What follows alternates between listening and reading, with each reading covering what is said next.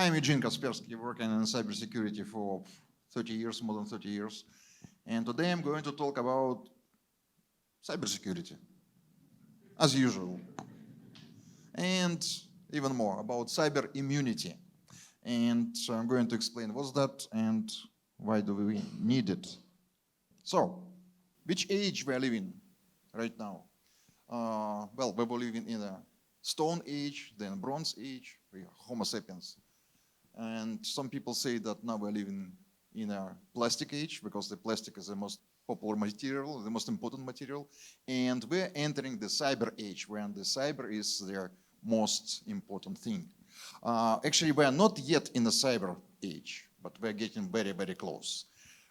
When everything around us, everything will be cyber. Maybe even including some parts of our body in the future. Because I believe that's the end of Homo sapiens evolution. Because evolution is, there are different branches which live in a different environment. But now, thanks to the global world, we're mixing.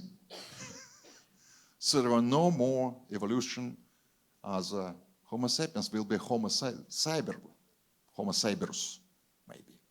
So, we are very close to the cyber age, but unfortunately, the cyber means cyber technologies.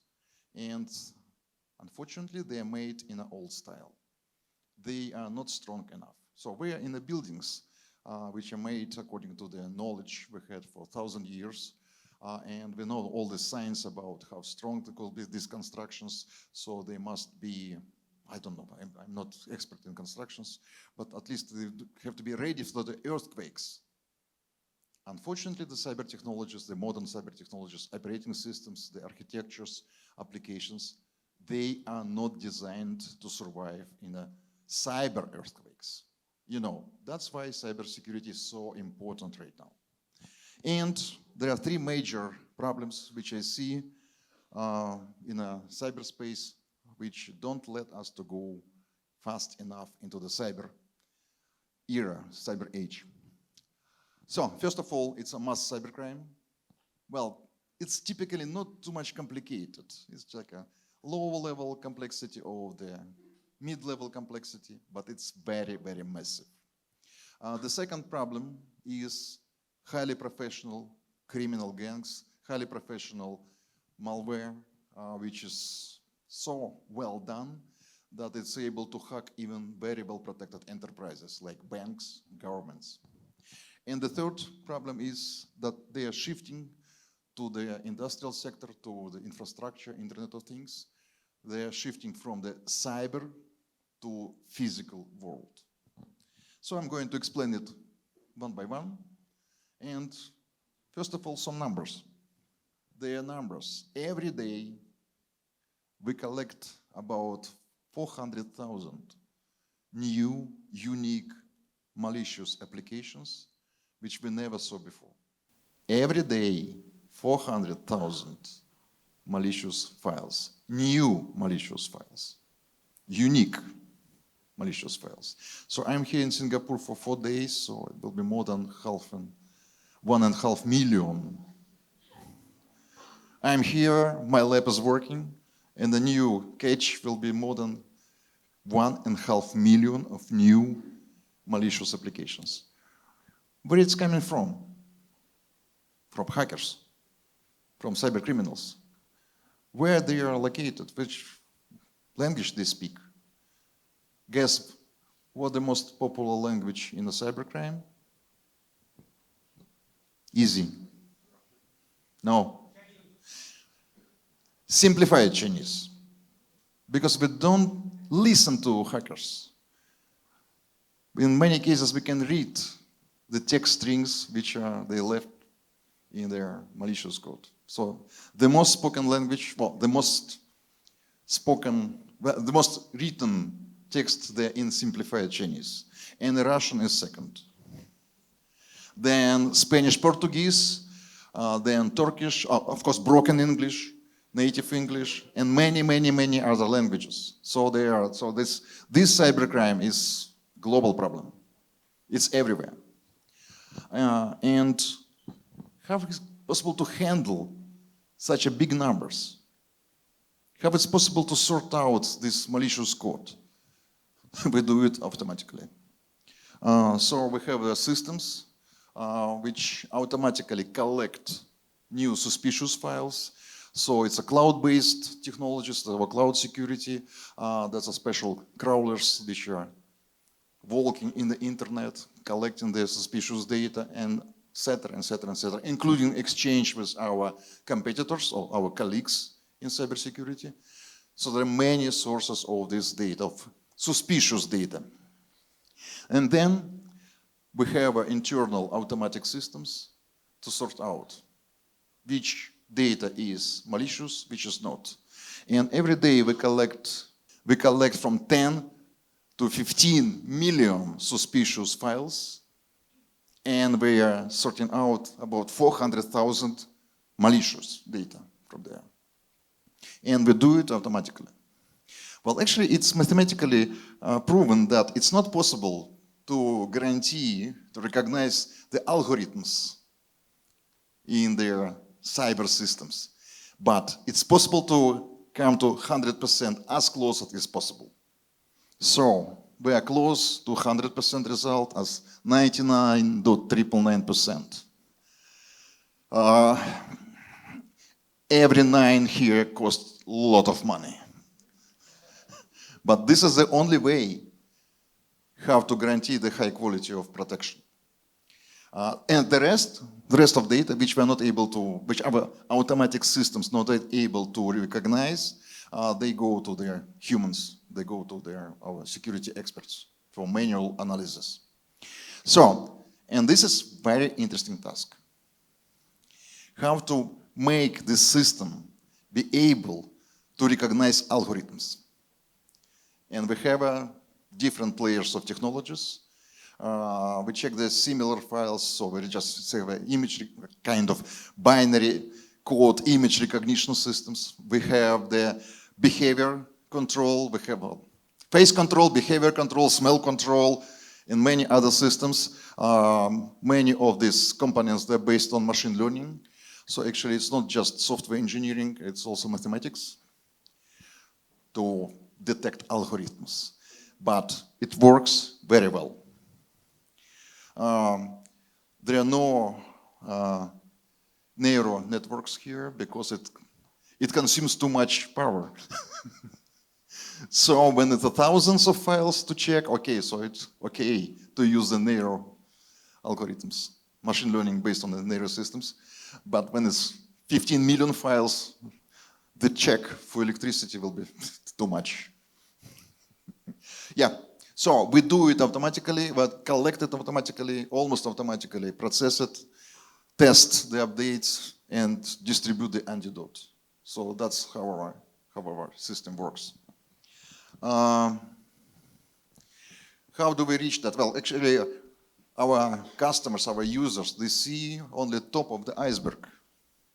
They see only our products and updates, and was I talking about this analysis, what we do in-house, is like a bottom. It's under the water, so our customers don't see that all this huge work that we do. And actually, this is one of the most interesting tasks in my company, well, in cybersecurity industry, to build these code recognition systems. And that's why we have more than 2,000 software engineers, including more than 30 PhDs. So once again, it's a lot of machine learning systems, big data analysis. So we need mathematics, not just software engineers, but people which have a mathematical background. So if some of you there like to work with machine learning, so please note that this is really necessary for the cybersecurity, for endpoint network security, because more and more systems are based on machine learning. Yes, and we have more than 1,000 patents on the system, so that's really, really, really interesting work. The proof is that we do it better than others. I'm really proud that we really do technologies which are visibly better than our competitors do, because of the independent tests. And in these tests, we participate in much more tests than our competitors, and we have their awards. Well, it's not possible to have gold awards all the time. Sometimes it's silver, sometimes it's bronze, sometimes we fail because of different reasons, but altogether we do their more we win more Olympic games than others. That's independent tests, so it's not my data, it's a data from their public sources. Don't pay attention, it's our marketing department, it's an advertising slide. It's like when you have a free video, that could be some marketing in the middle. No more marketing, I promise. The global cybercrime, it's a global problem. It's a huge numbers, but technically speaking, we can handle that. We can do it almost automatically and guarantee very high level of protection. So just click the link, install their security product, and forget about that. And please, all the time, keep your mind switched on. Don't trust everyone. Even if you see the message from me, don't trust. That could be somebody else. Just call me. You'll say, hey, Eugene. And same with your friends. If you have some strange message, check it by using the different connection. Like if you have it by phone, write a mail. Okay, so with a global cybercrime, we know how to fix the problem. But there is another problem. The many of junior criminals, well, many of them, they go to prison, of course. But some of them, they are smart enough and they're learning. They join professional cyber gangs and they're able to create highly professional, very sophisticated malware, which they're able to hack even very, very well protected enterprises. And before 2014, when I was speaking about highly complicated malware, it's all about cyber espionage, state-sponsored espionage campaigns. Now it's not. Now it's a lot of highly professional criminal gangs as well. So that's in 2017, we were observing like 100 projects because there could be same people responsible for several projects. So we don't know is it gangs or their teams. We see their software projects released next version, improving. Sometimes they have bugs. Sometimes they have they forgot to clean the fingerprints, so we see who they are. So about 900 sophisticated, highly professional projects, which are both espionage and cybercrime. Again, who they are? It's very hard to say who they are because, well, actually, we are not police to investigate. But again, we can recognize the language or some other attribution. So if you speak about espionage, espionage also speaks many languages. The most annoying espionage speaks native English and operates Atlantic time zone. Native Russian and operates around the year, but except Russian holidays. And simplified Chinese. In the past, we were also watching the professional espionage campaigns which were speaking almost native English and they didn't work on Saturdays. And now they changed behavior. Most probably, they didn't leave. They didn't quit. Most probably, we just don't recognize that they are same people. So they hide themselves. Of course, we see them, but we don't recognize they are same people. So that's about espionage. The professional criminal gangs, most of them speak Russian. So if you see the professional criminal activity, most probably that's, in many cases, it's multinational gangs. But the hackers, the leaders, they speak Russian. I didn't say Russian citizens. They could be from Russia, from Ukraine, from Baltic countries, from Kazakhstan, from Europe, from United States, from Singapore maybe. Why? Because thanks to Russian technical education system, it works very, very well. And many of software engineers graduated every year. Just in Moscow, we have 8 technical universities. So Russian software engineers are the best.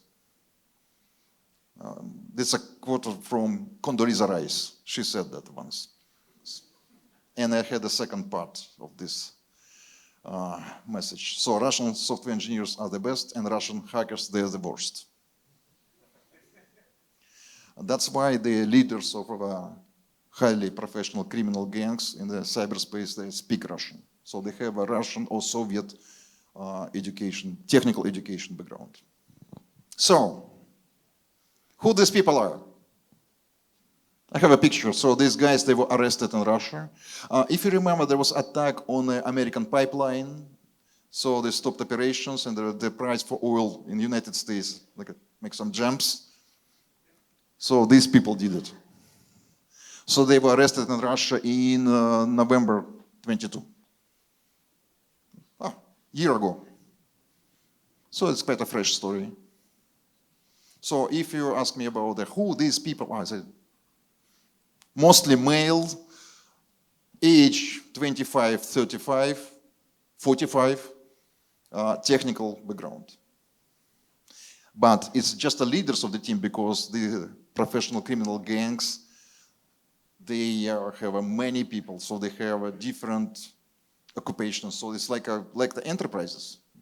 The different people that do different job. And also many of them, they're in touch with street crime to attack ATMs. So the hackers, they hack ATMs, and the street criminals, they collect money. Like this. Yeah, so these guys are in jail. Not behind the bars, behind the glass now, but it's more simple to make pictures. Okay, what to do? We need to have better technologies, and we need to build more complicated security software. So I'm proud to say that we also do the very best in this area to protect enterprises, governments from professional hackers attack, but it's much more complicated. And in many cases, it needs the professional cybersecurity teams at the enterprises. So it's not just like click and install. It's more complicated to manage that. So we have the endpoint security and network security. So we have it in the cloud and in the premises. So we have the just signature detection, behavior detection, and anomaly detection. And for most complicated cases, it's based on the anomaly detection. And it's also machine learning, big data processing, which is collected by our sensors from the networks, from the clouds. And then this machine learning system, they highlight, okay, so we see there's something strange going on in your network. So this is exactly the way have we found iPhone malware. Do you remember this case? It was in June. It was highly professional espionage malware for iPhones. So we found one, but we still don't know how much of them there's still in the wild, because iPhones, it's a black box, so we don't know what's inside. So there, congratulations, iPhone owners. So how did we find it? Anomalies in the traffic. We recognized those. We had a new version of our product. We tested on our network, And we found that some iPhones behavior is different with other iPhones and completely different with Android. And we were watching deeper and deeper, and it's a black box. It's not possible to get deeper. We find the way have to observe it. And finally, we got the piece of malware, which is highly complicated, but still under analysis. It's still, the analysis not ready. That's one of the most professional, most complicated attacks we saw in our history. So, and we're the only company in the world which were able to see that. Because reports about the iPhone malware came from other countries as well. And of course, you know about ransomware. And all the time I was asking myself, why the ransomware is such a big problem, and everyone's speaking about ransomware, but it's not about our customers, not about my business. And finally, we asked the independent company, it's from Austria, as far as I remember, Clementi from Austria. They made independent tests, have different products protect you from ransomware attacks, and just one product demonstrated 100%.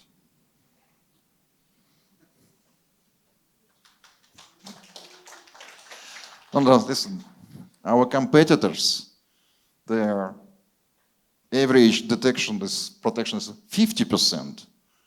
So it's like drop the coin, are you hacked or not? It's a shame on the security industry.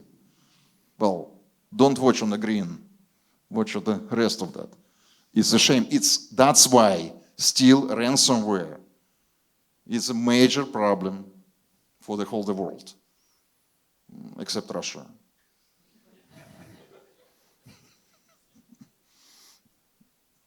Well,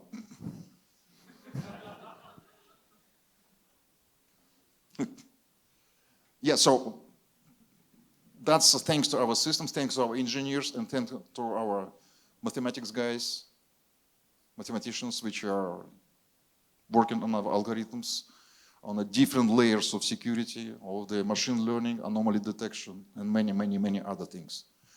So that's a picture. So that's reality in the cyberspace and the cybersecurity. Okay. One more thing, so to our enterprise customers, for security experts, we have online service. We have online malware analysis tools, which my experts use as well. So if you have unknown malware or suspicious data, you can use this service to analyze it. So we will, if you upload the file, we will run this file from the different layers of our automatic detection systems, and we will report all the data, all the things which we know about this suspicious file, even if we see it first time in our life. If you have more questions about the system, Vitaly Kamlyuk will be ready. We're happy to answer the questions, yes? Yeah, so please use this tool, and actually we did it for ourselves. So we will be very happy that other security experts will use it to make your work more easy and more automatic. It's partly free, so you don't need to pay for that. Until you're happy. When you're happy, you need to learn more and use more. It's partly paid, but just partly. Okay, so with the professional cybercrime done, so we know how to handle that. We know how to protect our customers, our users from the even professional hackers attacks. But what about industrial sector? Unfortunately, what we see, the professional hackers, they're slowly shifting to the industrial sector. They recognize that SCADA, Internet of Things, infrastructure, factories, production, transportation, it's also cyber. Unfortunately, the number of reports from industrial companies is growing, like 50% year over the year. And can we protect Industrial sector? Yes, because it's the same computers, same operating systems, but we need to adapt our products and technologies to SCADA protocols. We need to understand that their technological processes, it's a most important thing. So our industrial security doesn't impact the technological processes at all. So it's a priority number one. And then, okay, so it's secured, it's protected. Did it solve the problem? No. Because of critical infrastructure. Security is a kind of risk management. You have your mobile phone in the pocket. It's a risk that you're a victim of the hacker attack and you lose your money. You can estimate the damage. You have a company, you have business. You can estimate the damage from hacker's attack. It's a cost of their time you lose, repairing work. Unfortunately, if they hack your financial department, maybe you lose some money from your bank accounts, but not all money, because the banks will stop that. They have the security as well. So you can estimate the damage, and you pay for security. And this is kind of the risk management, because security decreases the risk. So you can lose, it's still risk that you're hacked, still risk that you lose your money, but this risk is lower. It's a kind of risk management. But for critical infrastructure, the damage is unpredictable. The damage could be the cost of national economy, because everything depends on critical infrastructure. The power plants, power grid, urban facilities, transportation. Do we have examples of attacks on critical infrastructure? I think at least one. I'm not sure, I don't still have no hard data, but I'm not surprised if attack on power plant in Venezuela, that was cyber. And was a national blackout. Maybe that's worst what can happen. So, security doesn't compensate the risk. The damage is unpredictable. What to do? Many people say, we need to build systems secure by design. Yes, did you hear that?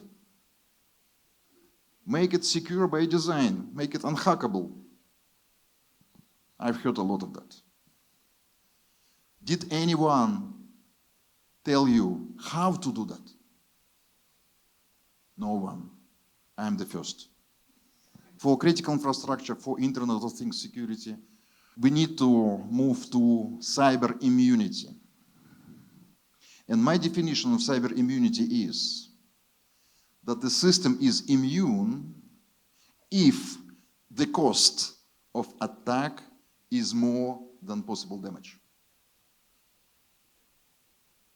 There are no unhackable systems.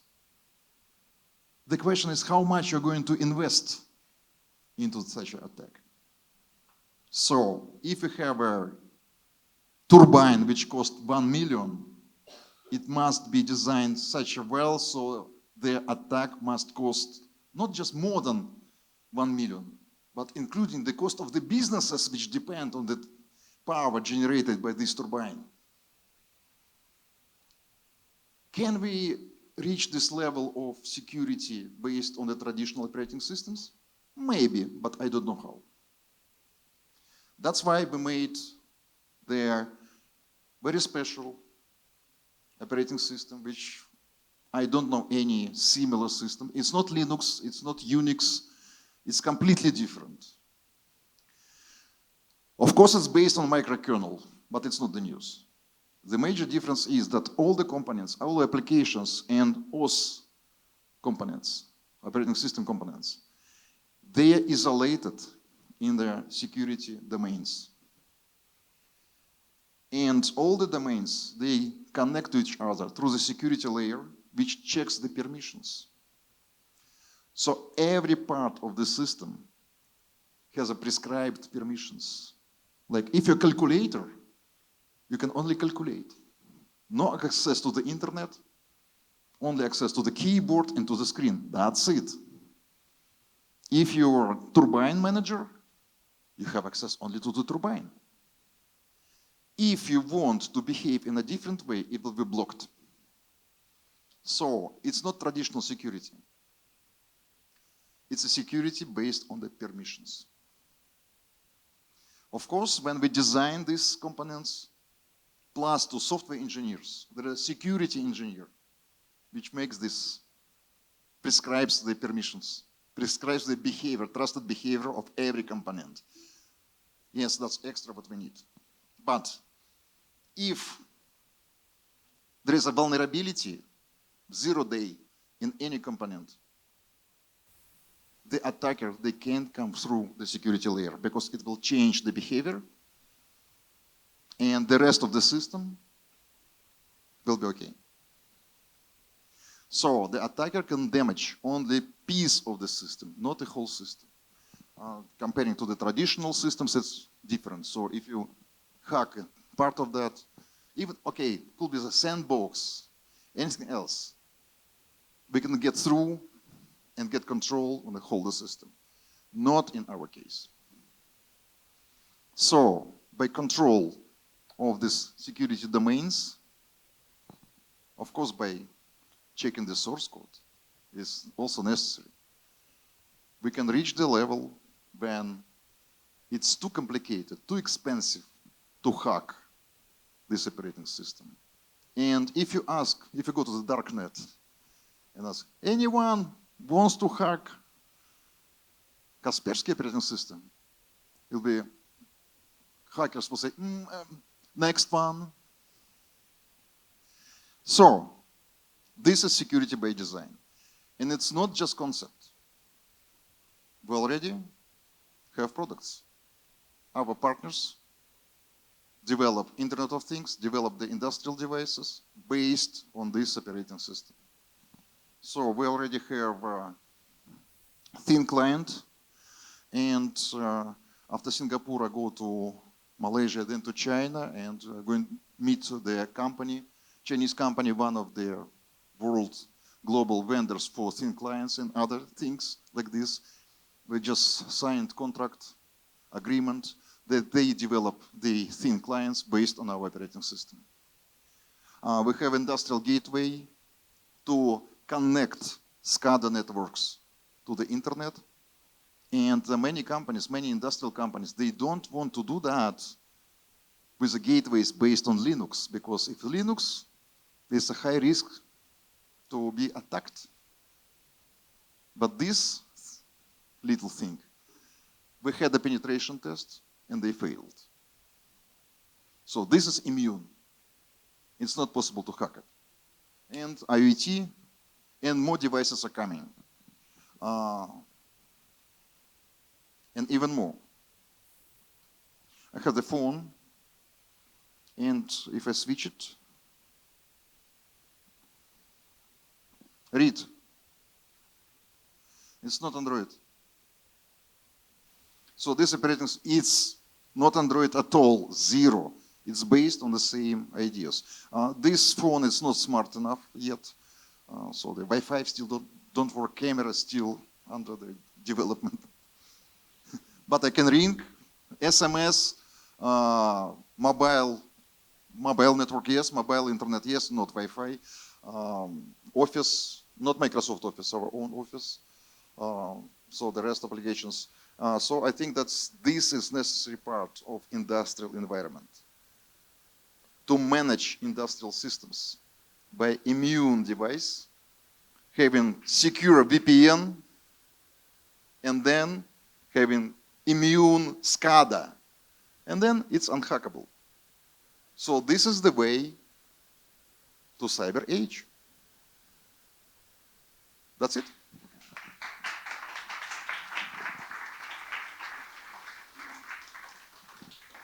Easy? No.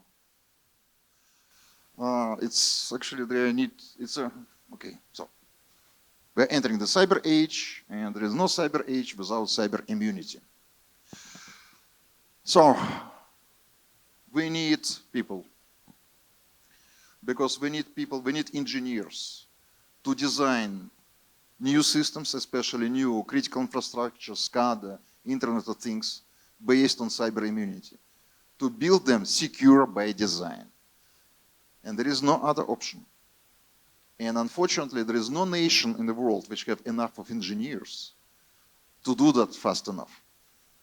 Unfortunately, there are much more professional hackers ready to attack than professional security engineers ready to, not ready to protect, ready to design it in the right way.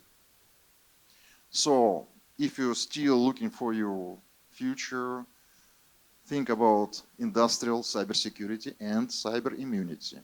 And we are here and we are ready to provide necessary trainings. Actually, I have a very good news. So we have a education streams. So we have a trainings.